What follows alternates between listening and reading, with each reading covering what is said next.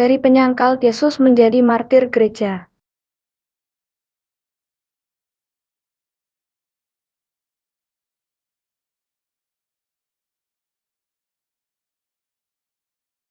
Dari penyangkal Yesus menjadi martir gereja. Kisah hidup Santo Petrus. Identitas awal: nama asli Simon, nama baru dari Yesus Petrus, asal Betsaida, profesi nelayan, saudara Santo Andreas. Simon adalah saudara dari Santo Andreas. Yesus memberi Simon nama baru Petrus, yang berarti batu karang. Ia dipilih langsung oleh Yesus sebagai salah satu dari 12 rasul dan kemudian menjadi pemimpin di antara para rasul. Petrus dipanggil oleh Yesus saat sedang menjala ikan. Yesus berkata kepadanya untuk mengikuti dia dan menjadikannya penjala manusia. Tanpa ragu, Petrus meninggalkan pekerjaannya dan mulai hidup sebagai murid Yesus. Sejak awal, Petrus dikenal sebagai pribadi yang spontan, berani berbicara, dan sering mewakili para rasul lainnya. Yesus secara khusus menegaskan peran Petrus dengan berkata bahwa di atas batu karang inilah gereja akan didirikan, serta mempercayakan kepadanya kunci kerajaan surga. Hal ini menjadikan Petrus sebagai dasar kepemimpinan gereja dan paus pertama menurut iman Katolik. Namun, meskipun memiliki peran besar, Petrus tetap manusia yang lemah. Pada saat Yesus ditangkap, Petrus menyangkal Yesus sebanyak 3 kali karena takut. Setelah menyadari kesalahannya, ia menangis dengan sangat menyesal. Peristiwa ini menunjukkan kelemahan Petrus, tetapi sekaligus membuka jalan bagi pertobatan dan pemulihan. Setelah kebangkitannya, Yesus menampakkan diri kepada Petrus dan menanyakan 3 kali apakah ia mengasihinya. Dengan itu, Petrus dipulihkan dan kembali diteguhkan sebagai gembala umat Tuhan dengan perintah untuk menggembalakan domba-dombanya.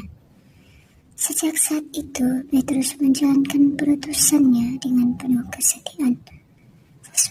Sesudah peristiwa Pentakosta, Petrus tampil sebagai pewarta Injil yang berani. Ia berkhotbah di hadapan banyak orang, memimpin gereja perdana, dan membawa banyak orang kepada iman Kristen. Ia kemudian pergi ke Roma dan memimpin jemaat di sana. Santo Petrus akhirnya wafat sebagai martir di Roma pada masa penganiayaan oleh Kekaisaran Romawi. Ia dihukum mati dengan cara disalibkan terbalik karena merasa tidak layak wafat seperti gurunya, yaitu Yesus Kristus. Santo Petrus diperingati setiap tanggal 29 Juni bersama dengan Santo Paulus. Makna teladan Santo Petrus. Kisah hidup Santo Petrus mengajarkan bahwa Tuhan tidak memilih orang yang sempurna, melainkan orang yang bersedia dibentuk. Petrus adalah pribadi yang berani dan penuh semangat, tapi juga memiliki kelemahan besar, takut, ragu, dan pernah menyangkal Yesus. Namun justru melalui kelemahannya itu, kasih dan pengampunan Tuhan dinyatakan secara nyata. Penyesalan Petrus setelah menyangkal Yesus menunjukkan bahwa jatuh dalam dosa bukanlah bahaya. Selama seseorang mau bertobat dengan sungguh-sungguh, Tuhan tidak menolak Petrus, melainkan memulihkannya dan mempercayakan tugas yang lebih besar kepadanya. Hal ini menjadi penghiburan bagi setiap orang beriman bahwa kegagalan tidak membatalkan panggilan Tuhan. Santo Petrus juga menjadi teladan kepemimpinan yang rendah hati. Meskipun ia adalah pemimpin para rasul dan dasar gereja, ia tetap menyadari bahwa semua kekuatannya berasal dari Tuhan. Keberaniannya dalam mewartakan Injil setelah Pentakosta menunjukkan bagaimana Roh Kudus mengubah ketakutan menjadi keberanian.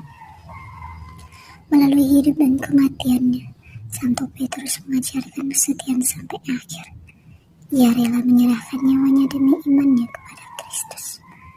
Teladan Santo Petrus mengajak umat beriman untuk tetap setia kepada Tuhan, berani mengakui iman, dan percaya bahwa kasih Tuhan selalu lebih besar daripada kelemahan manusia.